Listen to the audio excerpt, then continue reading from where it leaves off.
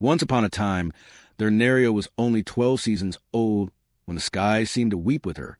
Her parents, once strong farmers loved in Moonshadow Village, fell ill during the harmattan. Though the healers tried, both joined the ancestors in the same night. The village mourned, but none mourned as deeply as Neira. With no siblings or close kin nearby, she was taken in by her father's sister, Aunt Bina, a woman known for her sharp tongue and colder heart. Chapter 2.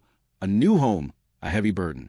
Life in Aunt Bina's compound was nothing like the warm home Neira once knew. She was awakened before the first roosters crow and worked until the stars filled the sky.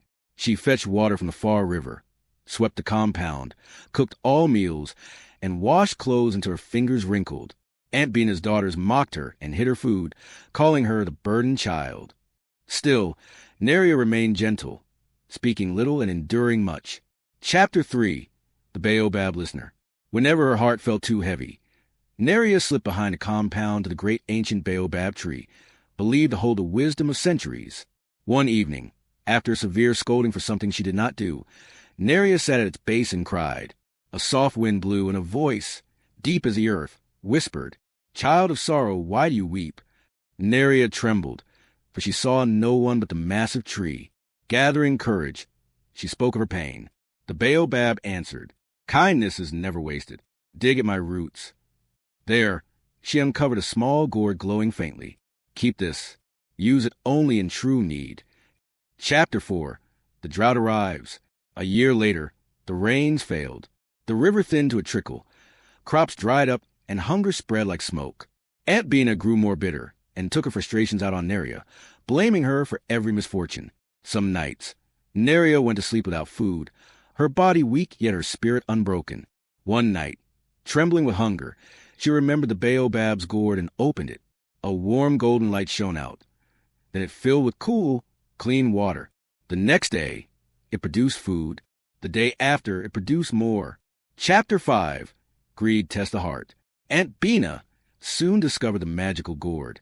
Her eyes gleamed with greed as she snatched it from Neria and tried to open it. But for her, it remained dark and empty. No matter how she shook it, hit it, or shouted at it, nothing came forth. In her anger, she drove Neria from her home, shouting that she would not keep a useless girl who had blessings. But as Neria walked out with only her worn wrapper and the gourd, the villagers watched in silence. Chapter 6. A Child of Light. The villagers, remembering Neria's kindness over the years, took her in. She used a magic gourd to feed the hungry, give water to the weak, and bring hope to a drought-stricken land. Children who had not eaten for days found food.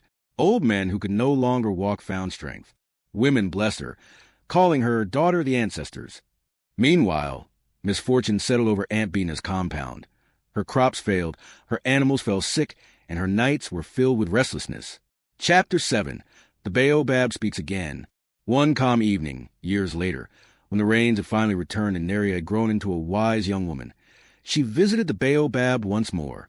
The tree rustled and spoke. "Your heart shaped your destiny, child. Kindness may bend, but it never breaks. Let your story guide others." Neria bowed in gratitude. She became known not just for her magical gourd, but for the goodness she shared even with those who hurt her. Chapter 8. The Lesson That Lived On. And so the people of Moonshadow Village repeated her story through generations. A soft heart can carry heavy burdens. Kindness is a seed that grows even in dry soil. What you give the world returns to you. Neria's tale lived on, teaching children and elders alike that no matter how dark the path, a good heart lights the way.